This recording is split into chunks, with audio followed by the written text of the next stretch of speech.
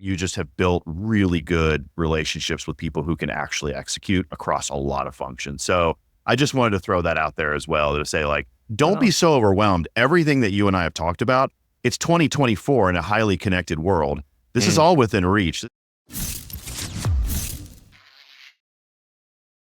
Hey, everybody, welcome back. High Voltage Business Builders Podcast. It's Neil here. Remember, like, share, comment, help us beat big tech at their own game, as they love to, sometimes stop us from trying to get the message out. So I always appreciate you guys when you get in your comment and talk about what's going on any channel you can find us. Today, I got a guest that we're going to be talking about product development and business and entrepreneurialism. And I don't know, what else do we want to talk about today? Chris, what's on your heart, man? Well, I'd say let's talk about selling businesses as well, man. Let's talk about selling companies and selling companies for the most optimized sale transaction that you can possibly get for your asset that you have built with blood, sweat, and tears. Sweat and tears. At least blood, sweat, and tears, usually. Maybe an arm or a leg, too, depending on how battle-hardened you are.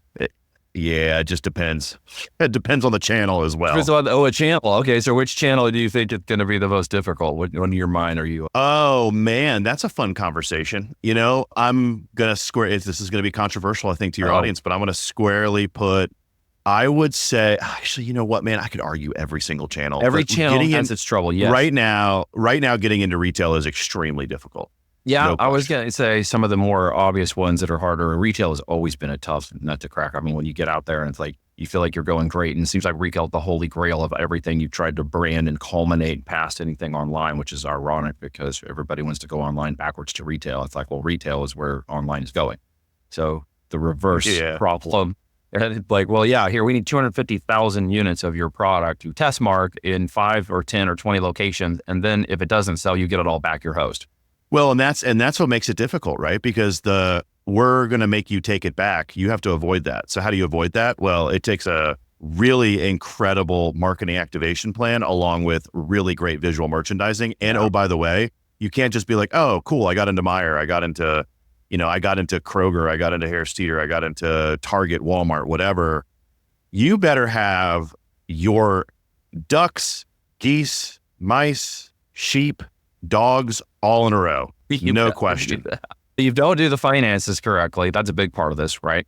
I mean, people think about the whole strategy and you got number one, if I told you there's 250,000, it could be 50,000, it could be 500, it could be whatever they demand as part of the agreement for you to open that channel, which means you may be limited from your ability to even get into the channel that you think and hope and dream might be so cool to get to. But once it's out there, it's kind of like you have to manage that. I know a guy who went out and stuck his products on a very large email-based list of deals, let's just say. And they blew through his inventory and he didn't do the numbers correctly. And it ended up costing him over $150,000, costing him $150,000 to fulfill all the orders. Yep, that's right. No, every function is firing on all cylinders. Let's put it that way. I mean, it even goes down to, okay, cool, you got into Target. Now what? Right. I mean, you can't hack your way to magically show up. Well, right? And I think that's a little bit of the difference, right? So like Amazon, I'd say, and it's getting diluted now, but let's just call it 5 years ago, I could hack my way into but heavily persuading someone to buy my product. I could put myself like that, very much in front of whoever I want very quickly and faster than my competitor. Yeah. And that's obviously diluted. I'd say on direct to consumer, that just is more about impressions, period. It's really sure I'm everywhere. Yep. Retail, I got even playing field. So how are you going to make this consumer convert? Yeah. Obviously, everything has to play together. So they've got to be able to see that you've got a real presence. And that kind of ties into a bit of what you said earlier, which is the conversation you and I have had before. Yeah.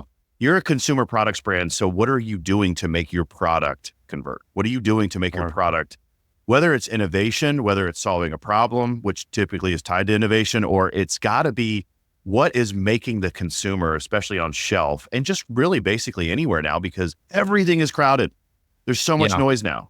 Yeah, there is a lot of noise, and differentiation is getting a little bit tough because there's so many knockoffs and so many other brand competitions. And really, it's just in the end, it's strength and perseverance. It's tenacity. It's staying in the game longer than the other guy is willing to stay. And then product will shine when moments of luck and opportunity present themselves. The longer you've literally persevered, you can create this really cool, innovative thing. And I think that's what a lot of people get stuck in their mind. And we still deal with this and we talk about it continuously. We're kind of caught up in that, Elon Musk Shark Tank, if you build it, they will come Iowa cornfield mindset. And it's like, you have to have this super holistically unique idea where you're never going to make a business, make product, have fun, enjoy your life, and all your hopes and dreams and, your Lambo lifestyle is going to occur. And that's actually not true. In my time, I've personally, and you can tell me yours, discovered that it just takes a matter of tenacity and time and a willingness to keep innovation changing until certain things could occur. Like I might discover, hey, that's a change I could make to a product I know is selling, and now I could get a utility design patent. Oh, if I put that on there, all of a sudden I can shake down some competition a little bit if I wanted to, or differentiate myself all of a sudden enough to know I have IP and the collateral to go after it. What are your thoughts on all that? I mean, I totally agree. I would say, if taking a couple steps back from that, I would say you have to be really, really good at building brand now. If you want to be an asset, so I'm thinking about it from a backdrop of, I want to make this thing into a very valuable asset. That's how I'm always thinking about something. Of course, right? Like as far as brand, asset, right? Yep, all the way through the because by the way, there are nuances to this. Like, so for instance, if I just really want cash flow, I'm probably thinking very differently, like very short term. As short term as I'm driving to TJ Maxx right now, and I'm going to go buy a bunch of flip products. I'm shopping my way to flip product. Absolutely, yeah. Or I'm going to go contact every distributor in the pet space that I can get my hands on, and I'm going to develop a thing that's going to allow me to just API and push product everywhere through thousands of them. Yeah, just thousands of spamming shotguns. And all I'm trying to do is I'm basically looking at penny profit at that point, but I'm all about cash flow. So volume. Yeah, there are, and by the way, there are also like the whole idea, and I know that this is a bit more prevalent inside the Amazon seller space, which is, I'm going to go to Alibaba, I'm going to go to the Canton Fair, I'm going to find something that I think is like more or less white space, keyword trending, and I'm going to try and hack my way into first page. I'm going to hack my way into driving as much volume, and then I'm on to the next thing. So as soon as that thing trends down and dies, then I'm going to Frogger my way into the next thing. Cool, that's cash flow. Take the cash, go buy real estate. That's awesome. You want to build a brand. You want to build a brand. That's a completely different mindset. You've got to really think of things totally differently. Because you and I are very much on the same page about this, as you know. And so what we talk about is obviously building that saleable asset is building intrinsic value. And the only way to do that and to shift away from true saturation, which everybody gets caught up in the idea of saturation as a product. And we got to remind ourselves, yes, products get saturated, that we avoid saturation from the beginning by trying to innovate away from the white space or the Me Too products, as you've astutely said, to move ourselves into a brand differentiation position, which of course takes time. But what does that actually mean when you say building a brand to you? What does that actually mean when you get a saleable asset in place as a brand that doesn't saturate versus products that do saturate? Yeah, it's a couple of things. I mean, look, you can boil things down and say, we've got a client in the baby carrier space. So you can say, well, you just sell a baby carrier. You're just like everybody else. Yeah, but the difference is, number one, they first started with brand. They built the brand into a community, something that represented something. And they made sure that their messaging and their content and their communication represented the brand promise that they were looking to fulfill, right? Yeah. We want to make the time that you bond with your baby as precious as possible, in the nicest linen, the nicest fabric, and we want to make you look really good doing it, right? Yeah. I've got a brand promise, which, by the way, that can also carry over into product range extensions as well as other categories. Yeah, we'll unpack that. Makes sense. Yep. It can, and it definitely should. So I've got my brand promise, and now I'm going to start thinking about my product development in a much more thoughtful way, right? Yep.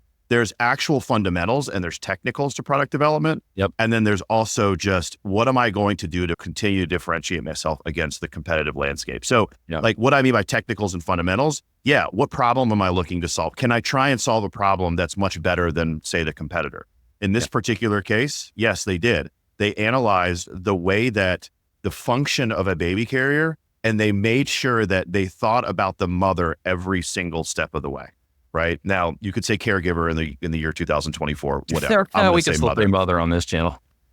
Okay, good. So you're thinking about the parent, and you're thinking about all of the thought process the consumer's going through when it comes to that product. Okay, cool. Mm-hmm. Now you're going to start solving for even small nuances. And it's funny, even down to, I had the privilege of working in companies that were very product development heavy, especially in the baby product space. These are very product development heavy. It's a very product development heavy industry. I had a mentor who he ran a Chinese factory for some of the largest baby brands. You know, he was an EVP of some of the largest baby product companies, very heavy in product development. He would always also say, devil is in the details. And I think that's also something you've got to be very conscientious of when you're thinking about the product as it relates to your brand. What does that mean? Yeah. It means every touch point. It means the zipper and how it feels on your fingertips. It's about every single way that the consumer is going to interact with your brand, down to the packaging. This particular packaging for this client I'm talking about, it looks like Apple packaging. It's beautiful. And they set the standard. Everybody loves to see that Apple standard. I know, but it's so charging ridiculous amounts. But they're so good at it, and there's so many other brands that are really good. But that you're good about your purchase before you even. Well, because yes, exactly. Packaging, I get it. It's impressive. And I followed them on Instagram, and they look a lot like what I go through. They share with me. They share with me on social media the struggles I go through, and it makes me feel very connected. They're reaching out to me. They're talking to me. Yeah. But what they're not doing is they're not used car salesmen trying to just sell me this commodity that I probably don't need anyways, right? So brand building, and we're boiling this down to try and make it as simple as possible. Brand building is stinking hard, man.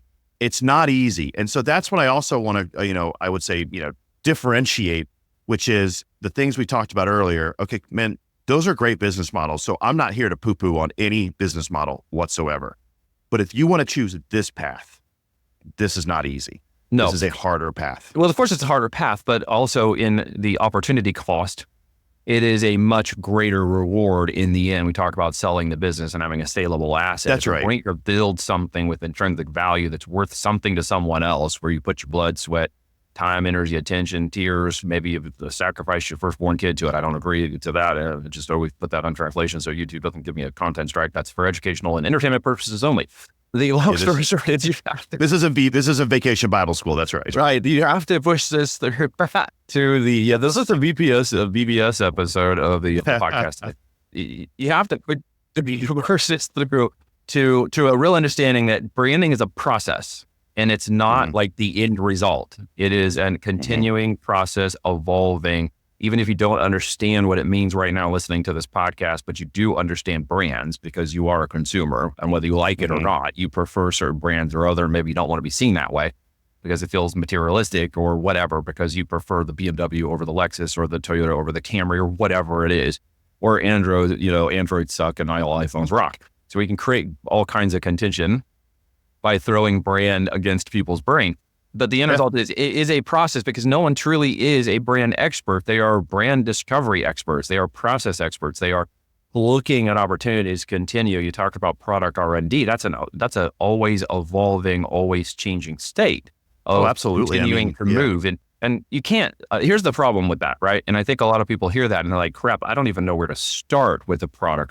The R&D, what does that even, it's research and development for those of you. It's like, what does that even mean? It means that you're in a process, right? It's not like you're going to start somewhere, right? Well, we usually get it on a brand new brand. We're going to start first with sales fixes everything, which means if I can first prove that the product can sell and I can sell it, then my opportunity is not if I start branding and looking at brand as a process and a narrative and a construction of emotional connectivity. It is that when I do it along the process, right? If I can sell it, then I can prove that I can sell more of it through establishing differentiation, which is a process of branding, is it not? Yeah, absolutely. It's a process of branding. It's also, I'm building a community and I'm building people who really trust what I have to offer. And they really like what I have to not only say to them about this particular solution or product or the way it makes them feel, but they want more from me. Yeah. And that's why it's so crucial that you're always thinking through that product development piece. I mean, look, you walk into a P&G and a Unilever, they're going to whip out their, I know I'm talking about big people, but like there's a lot of really great brands all the way down to doing 10 million a year up to doing several billion a year, that when they're product development conscientious or brand conscientious, you walk into their building and they're going to hand you a 3-year roadmap. They're already thinking about 2027, 2028. And oh, by the way, not only that, but they're thinking about, where am I putting this on shelf? How am I talking to the consumer about this? How is this new product in this new extension, how is it going to play really well with this? Am I going to cannibalize this? Am I going to go ahead and actually cannibalize this product and reintroduce a new product, to your point, because I've got a utility and it's better. It's a new iteration. I mean, I used to do this all the time. We would go visit our factories and it was all about Gen 1 to Gen 2 to Gen 3. Cars do this every day, all day, right? All the time they're innovating, right? Cell phones are innovating. Everything's in computers are innovation. Everything. Every single iteration. And so it's if we were to conceptualize, because you're right, sometimes it can get really overwhelming for somebody to go, I don't know what to do. You just made me handicapped. Thank you. It's like, well, wait a second. I feel stupider for having listened to this. Yeah, let's conceptualize this. Yeah. It's really just trying to be very thorough, thoughtful, and sequential about the way you're approaching. Mm-hmm. Yes, I've created product, to your point. I've created something that brings, that milkshake brings all the boys to the yard, right? Great. Awesome. Now let's think about milkshake version 2 and milkshake version 3. Well, and it's a process. Again, process 1, 2, 3, right? Always. We prove we can sell, then we innovate differentiation and customization to really work both the way. We upgrade our packaging, because even then, if the product stays the same, the packaging can very much increase the value of the product. We've done this before by taking products that are kind of slowing down or not differentiating in the market. We can make a single customization and upgrade the packaging, and all of a sudden people will pay $10 and $20 more for the product once they realize the packaging is so much better and the reviews get better. So the perception of the reality is very big. Very big. It is. And I mean, just to hammer another point on that, the reason why you're even changing packaging, the reason why you probably need to do some type of iterations just across the board is because your feedback loop is really good. The feedback is That's coming in. That's one of the reasons why it's hard. It's harder to do this through Amazon. It just is, because there's so much gating where it's not simpler or easier. It's easier to do than in Amazon direct to consumer. Retail is retail's gated too. It's retail so hard on Amazon. Well, and dated on Amazon is really just a matter of you selling someone else's brand. If you sell your own brand, registered, trademark, et cetera, then the gatings aren't. Well, what I'm saying is the consumer feedback loop. I can't hear feedback anything. loop can be a little challenging because you got to dissect the 1 stars and the 5 stars, and you got to get down to just what's the 3 and the 4 actually saying, because that's most likely where 80% of the it's even just like, for instance, we just did an exercise where we did a huge consumer research project for one of our clients, and majority of the data that we got was obviously from the customers. Yeah. And we got that because we had 500,000 emails that we could send out this actual a very long one, very thoughtful one. It was, very, I'd say, art and science, but still we were able to reach the consumer who actually purchased the product and get that feedback. Yeah. That's where you can start making, and honestly, what this has been called from day one? It's called focus groups. It's basically what I'm saying. It really is. It's not like anything's new. But there's ways to get focused and there's ways to capture that demand. And that's one of the things I do like about Amazon, although I don't like a lot of things about it. Of course, I don't like a lot of things about Meta or TikTok, or just goes down the line. You can get the pros and cons. We can align for every freaking platform, right? Huge. But Amazon has a demand capture. That's what I really like. What I don't like about it is that it is no longer very good at creating demand awareness. Yeah, so agreed. It's been trumped by other markets, platforms, social media, TikTok, et cetera, from a brand, awareness side, a brand, a demand creation, as opposed to just demand. Yeah, it's discovery. Discovery is another word. Discovery versus fulfill. I mean, honestly, at the end of the day, and what I'm about to say could be completely wrecked, I'm sure, by several people, but I think everyone knows I'm right when I say this. Amazon's a fulfillment channel, man. These are fulfillment channel. This is very well said. And let's clarify that. While I can capture demand, and I can actually capture other people's demand coming on to Amazon that they're not doing a good job of. And that's because I can arbitrage. Exactly. I can arbitrage get in their front keywords. of their traffic, even if they can't. Yeah. Right, I will do it better and capture that demand to millions of dollars. Right. But if you get out into the TikTok shops, Shopify, Omnichannel world, it's the 6th largest logistics chain company in the world. It's huge. Embed all of that into the framework and then send it out to those other channels. We go the other direction. So we go to TikTok shops and we connect Amazon, and guess what's getting fulfilled, right? Multi-channel fulfillment is happening. So now we don't have to worry about that. Now they're trying to do their fulfilled by TikTok, and we're going to see how that works. But you can fulfill these other channels, Shopify, et cetera. So now when we have a logistics operation, and really it's kind of a done for you product management, as long as they don't screw up your inventory, hold it too long, or do crappy stuff with it, which they can do. You have an omni-channel distribution. method. Yep. Right. You don't have to have Amazon and then a 3PL and then all these other channels of storage and management and operations. We can run very lean by capturing demand on Amazon and then moving into direct to consumer capturing and demand discovery and brand discovery in the other channels. That's why I've liked it really for so many years and all of its trouble and problems that it does have. And some of the things they're creating, I think they're going to have to backpedal on because they're making it extremely ridiculous. Oh, I just saw, do you know Scott Needham? I don't know if you know him or not. Sorry. Yeah, he's just a guy in the Amazon space, really, really, really smart guy. He actually went and dug into the data about Amazon fees, and it has grown 118% more than inflation. And it's just, I was like, yeah, that's a good one stat. way to escape that. And I will tell you this right now, as I've said it on my social media, and you can go check it out. Friends don't let friends sell less than $20 products on Amazon. I preach. We have moved into the $50 to $200 range 3 to 5 years ago and have stayed at that level of product development continuously. And so a lot of the impact of the fees, the changes in the market and how haven't hit us. In fact, fees have gone down in many ways because of logistics and operations. Kudos and shout out to my partner, Reed, who's extremely good at managing all of that. And it's kept us very lean. And so because of that, we've actually seen our fees go down and market penetration's gone up because the market is shifting and gaps are starting to open up. And every time these things occur, some people get penalized and others see opportunity. Yeah, no, it's true. It's so true. And you're right. But yeah, I mean, going back, I mean, that's effectively what is happening. I mean, you get hit with an advertisement through Meta, through TikTok, or, mainly Meta if you're going through Instagram, et cetera. And you go, hey, I really like this brand. So where do you go to try and fulfill? You first go to Amazon, see if it's there. You go brand shop on Amazon and find out if they're legit. And then what you're really doing is, okay, what's the cost on Amazon? So I'm going to do, what's the trade-off? How fast can I get it? Do I really trust it? Can I go to their website and get 20% off? What if I don't like it? How do I return it? Yeah, you go to his whole thing. And I wouldn't say it's not a lot in the sense of, oh my gosh, it's just a large swath, but there is it's a big piece of I'll just say large. It is a lot of people who go and they will purchase from Amazon only because it grows exponentially. So your 25% of 100 sales is very different than 25% of 5,000 sales. So when you see this halo effect, and I'm sure you've experienced it across these channels, right? As they move and shift, and quite often they move we've seen up to 25% spillover back to Amazon from anything done on the paid traffic side. You nailed it, actually. That's exactly what we're seeing on a beauty brand we've been working with for a while. And they've been on Amazon for about a year and a half now. And basically we're slowly seeing it's hovering around 22 to 25% of just spillover. Go down on Meta, they shut your account off or some jack thing happens over there. About 3 to 5 days later, you're going to watch your impact come down on Amazon. We had a lady actually move her product very successfully into TikTok shop.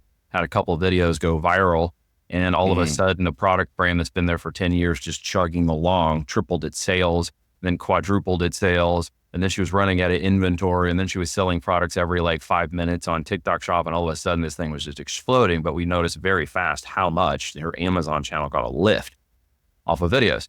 There was a guy who's not mine that I saw in Facebook group a couple of days ago. He just had a post. He's like, what the heck just happened? He goes I'm kind of concerned because we just had all this inventory in FBA, and all of a sudden in the last 2 days, we're getting sales every 7 seconds. We're blowing out of our inventory. We've sent all of our, FBM merchandise out to thing, and we're about to run out of stock, and I don't know what to do.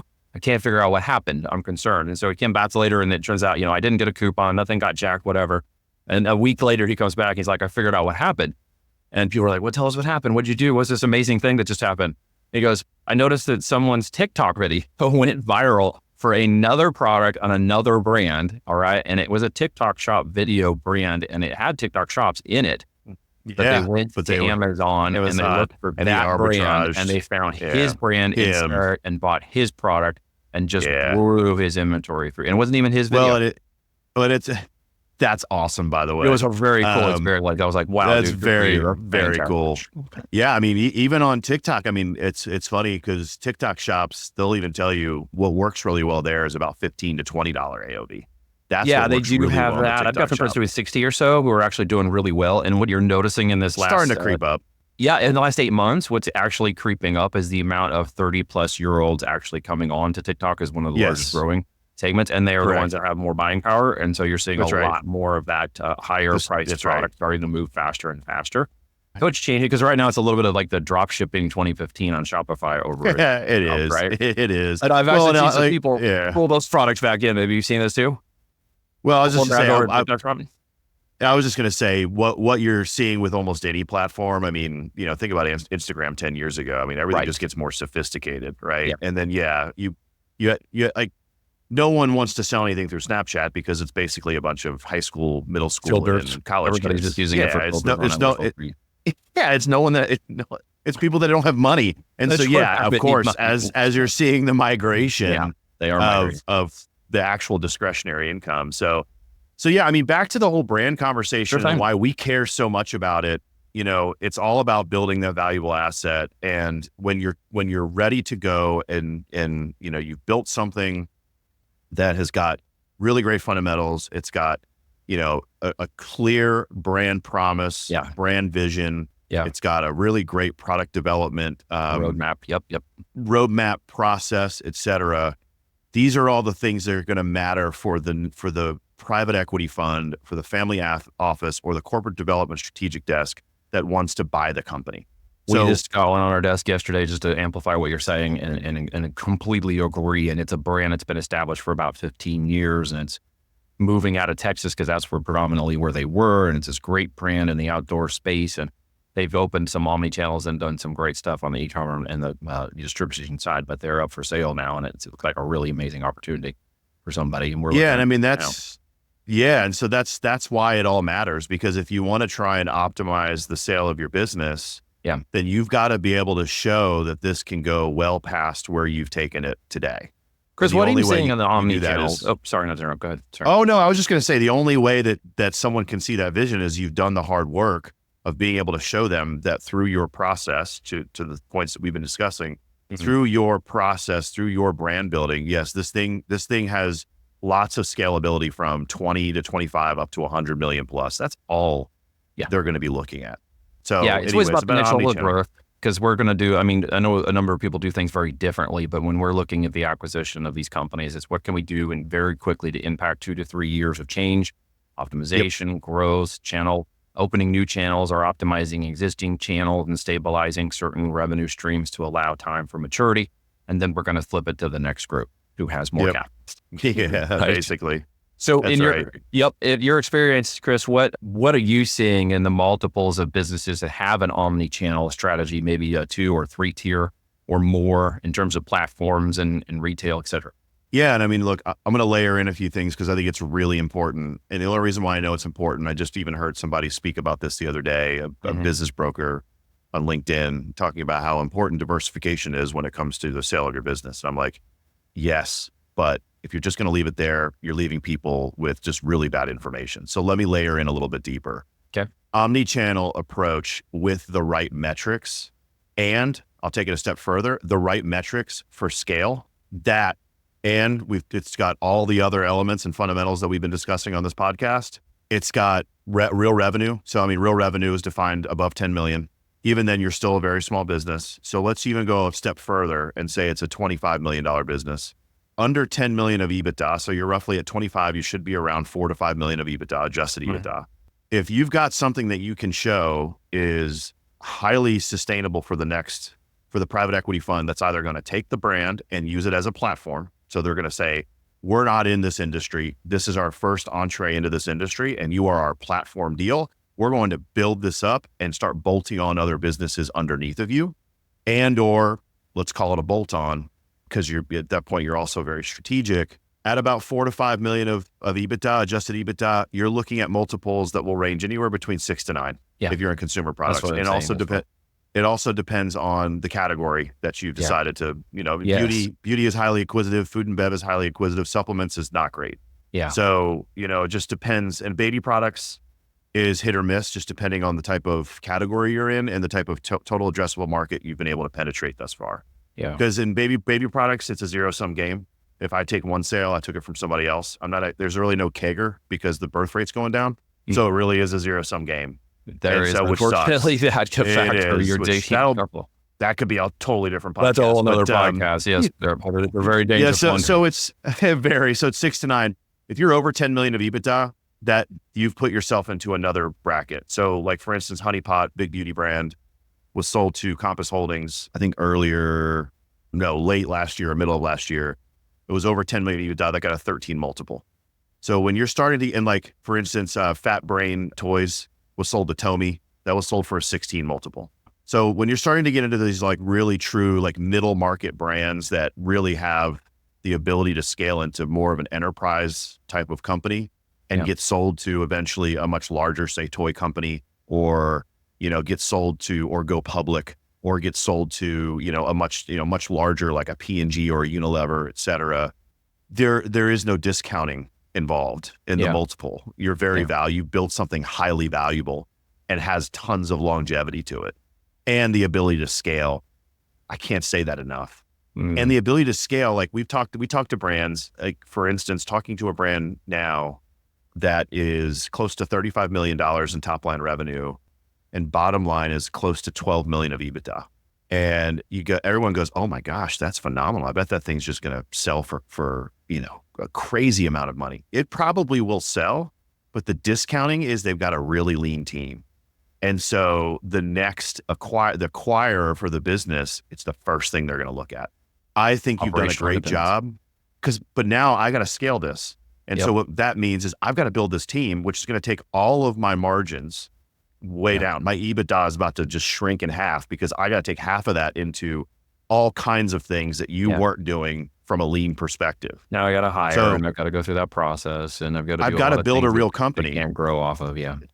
Sticks and stones, man. Like I got to build a real company here. So it's, but if you're going to acquire as a holding asset, that might be your investment strategy. Some people will be like, hey, that's cool. Keep the lean team, grow it at 5 or 10% every year, and I'm super happy with that as investment. Other people will be like, hey, yeah, I'm going to build this to the next level. And that is too complicated. Their type of acquirer is thinking what I was saying. Because it's either going to be a strategic purchase and it's a bolt-on, or it's going to be a platform. Yeah. And if you're building out a platform, that's a whole different ballgame. Correct. So anyways, that's effectively the multiples we're seeing. So, and look, I mean, an all Amazon business, let's just call a spade a spade. You're an all Amazon business, your bid went significantly, your pool of buyers went significantly down. And we've talked about that for many. You're not saying anything that we haven't already preached. You must have an omni-channel opportunity, and Amazon FBA only does a business. We watched that. Aggregator was your bid. We yelled about that when people, in the aggregator space, and we're like, look, you got to have an omni-channel, or if you buy an FBA, you must go omni-channel as a part of the upside potential of growing that market, which is we talked about.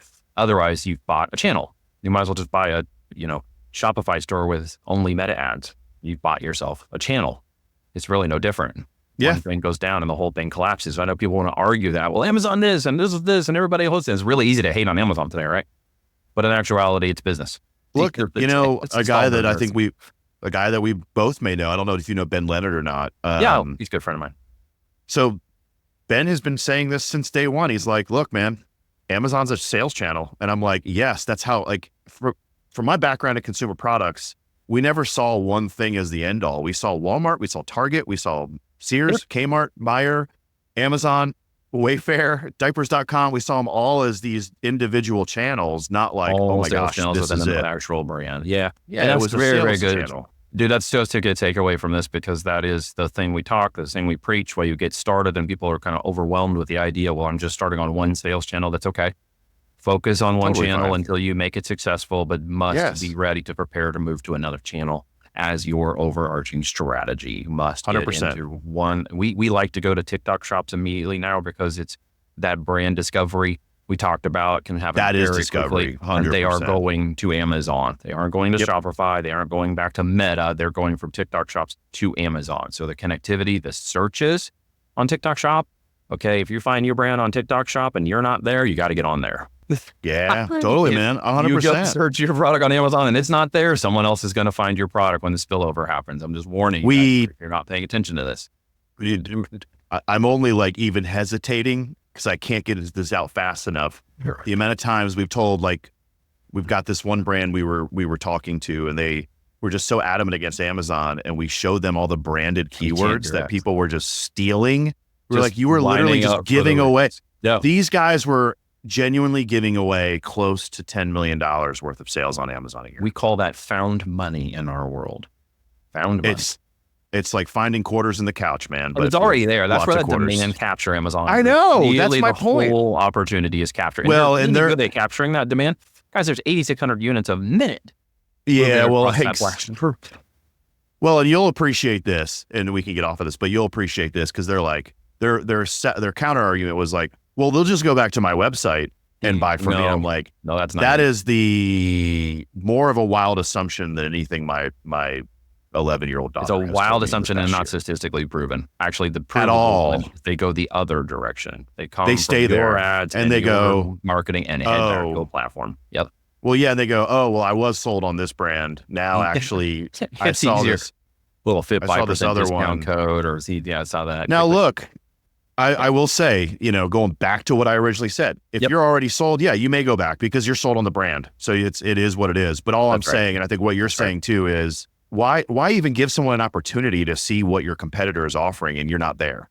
Why would you do that? It's either lazy or ignorant, or I'm going to go with the willfully stupid, because you simply know the knowledge, you understand the knowledge, and then you lack to accept it. You just don't want to accept it. I think that's where you don't die on a mountain when it comes to a sales channel. I think the idea now in 2024 is I got to get as many impressions as possible. Everywhere. I need to be seen everywhere.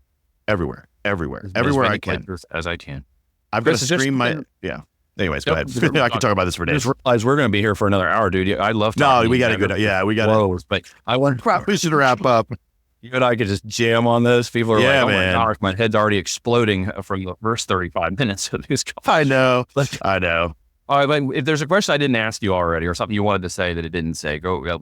What was that question? No, I was just No, I don't think so, man. I think this is good. I mean, I would just say to your audience too, if there's just if questions have popped up, obviously, Neil, this is what you do day in, day out. And for us, we work with brands and get them prepared to have an optimized transaction, optimized sale. And we don't just say that. We don't do exit preparation. No, we actually dig in and become part of your team to help steer the ship towards your goal. What is your goal for the transaction? Now let's steer every function towards that goal. And that's not an easy task to do. But I'm just going to say to your audience, if there's any questions that popped up in their mind, we love to be altruistic, man. So send them our way. We're always happy. And if there's resources that are needed, across any function, I'm going to coin this phrase. We see past the pitch, just like you. Like when you get into a company, you see past the pitch of the service provider. Correct. And over time, you just have built really good relationships with people who can actually execute across a lot of functions. So I just wanted to throw that out there as well to say, don't be so overwhelmed. Everything that you and I have talked about, it's 2024 in a highly connected world. This is all within reach. This isn't Mad Men. We're not in the Don Draper era. No, because it's moving fast. That's what it really is. It is so fast because you can create an 8-figure business in 3 years now that you could never do in past history. Not even in the last 3 to 5 years. Can you move as fast as you can today? And it's just moving faster. So we always like to say the opportunity begins at the end of your excuses, right? That's right. There are no excuses for not going omnichannel on an e-commerce brand. Agreed. So if there was someone I could introduce you to in my network and the history of histories, or someone I had the opportunity to connect you with, have lunch and just have a chat, who would that person be? Like anybody ever? Like anybody that I could be just hypothetically, Abraham Lincoln or Elon Musk, or who would I have? Dude, above it. Somebody said Andre 3000 one time. That's awesome. Who would I have? God, who would I have lunch with? Yeah, who would you want to talk to? It might even be possible if they're alive. They may be, 6 degrees of separation. Yeah. We'll tag them in the comments. I think I would probably want to have lunch with P.T. Barnum. We love The Greatest Showman at our house. I have 5 women in my house. So when this Greatest Showman comes on, it's like everybody grabs the popcorn and goes crazy, right? It's just a beautiful story too. Yes. But he was like, he knew how to sell, man. And he knew how to get, he just knew how to get people to what he was doing. So to me, that's where I would love to just understand how do you think about, even in the early 1900s, late 1800s, how'd you think about the consumer? I would just love to understand, where did the idea come from? Because the principles of how he got people to his circus is still the same principle about how you get people to purchase from your brand. To the circus of 2024. Exactly. It really is. I don't know. Circus, isn't it? I'm just trying to think like, yeah, I mean, sure. Like, okay, Steve Jobs, whatever. I mean, he spoke. I mean, that's cool. No hate, no shame in the game. It's like, yeah, but it's like whatever. I'm like, you know what? I'd like to go back and hit. I think you said Abraham Lincoln. I'm like, you know what? P.T. Barnum would be really interesting. P.T. Barnum is a great answer. Yeah, man. I love that answer, man. Yeah. That's uniquely Chris.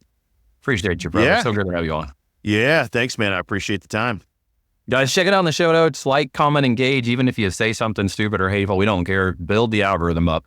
Get the visibility out there. Like the comment. If you like the show, great. Let me know. If you love it, then you know what to do on all the channels. You leave videos, leave reviews. We'd love to help out. Guys, thank you so much for listening. Chris, thank you so much for giving us some insight and information. Man. Guys, Appreciate in the it. show notes and everywhere else, go check out this episode. We'll check you out on the next one.